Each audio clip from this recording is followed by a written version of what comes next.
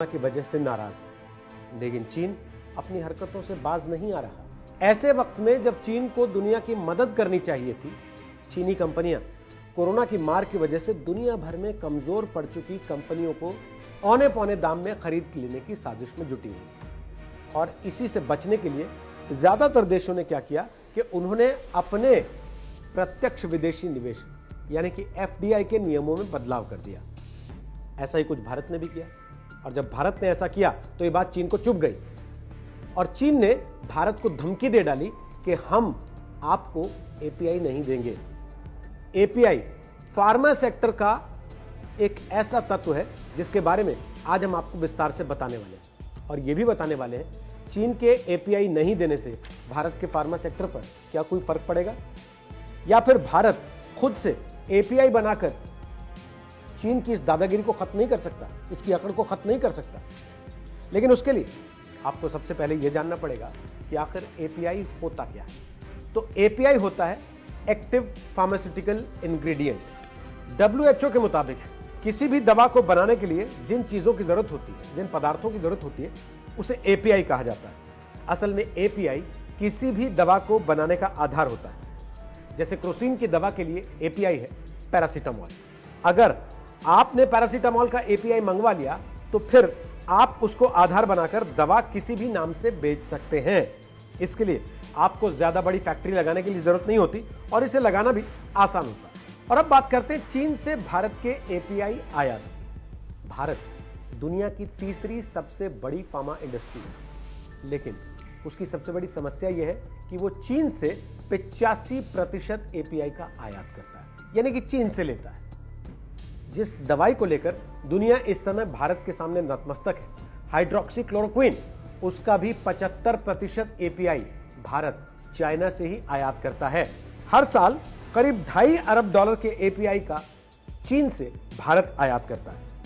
दुनिया में सबसे ज्यादा जेनरिक दवाएं भारत में ही बनती है, और भारत हर साल फार्मा उत्पादों का लगभग $20 अरब का निर्यात भी करता है। अब आप खुद ही अंदाजा लगा सकते हैं कि भारतीय फार्मा इंडस्ट्री एपीआई के लिए किस हद तक चीन पर निर्भर करती है। अब आप पूछेंगे कि भारत की अपनी इतनी बड़ी फार्मा इंडस्ट्री है तो भारत एपीआई के लिए चीन पर इतना निर्भर क्यों है, वो अपने यहां एपीआई क्यों नहीं बना सकता? तो इसके जवाब के लिए आपको थोड़ा सा पीछे जाना होगा। पीछे यानी कि अतीत में 90 के दशक में, जबकि भारत एपीआई का आयात नहीं निर्यात किया करता था। उसके बाद चीन ने अपने यहां फार्मा इंडस्ट्री को बढ़ावा देना शुरू किया।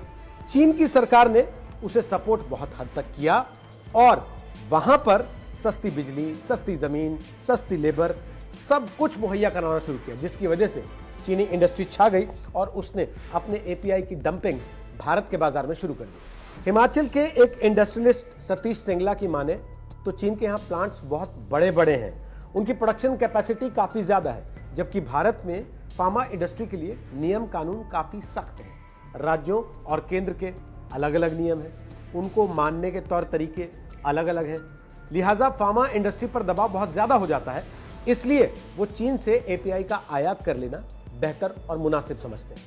और सिर्फ इतना ही नहीं है, चीन के लिए एपीआई का सस्ता कच्चा माल जुटाना भी ज्यादा आसान है। दूसरी बड़ी चीज यह है कि चीन अपने यहां बड़े बड़े फर्मेंटेशन रिएक्टर लगाने में कामयाब है, जिसकी भारत में जगह नहीं बन पाई है अभी तक, क्योंकि इंडस्ट्री इतना खर्चा नहीं करना चाहती।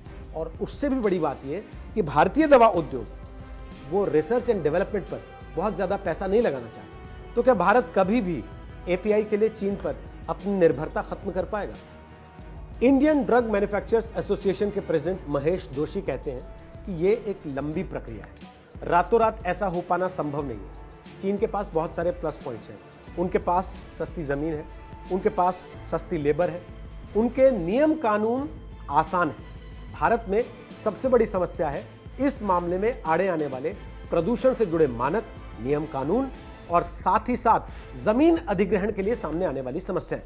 और आखिर में बात करते हैं चीन की धमकी की कि क्या वाकई चीन एपीआई का निर्यात करना बंद कर देगा? जानकार मानते हैं कि यह केवल गीदड़ भभकी है जो कि चीनी मीडिया इस समय फैलाने की कोशिश कर रहा है। जैसे भारत की जरूरत चीन से एपीआई आयात करने की है, चीन की भी जरूरत इतने बड़े बाजार की है जहां वो अपने एपीआई को खपा सके। इसलिए फिलहाल कम से कम चीन की ये बातें कोरी धमकियां लगती हैं और कुछ नहीं।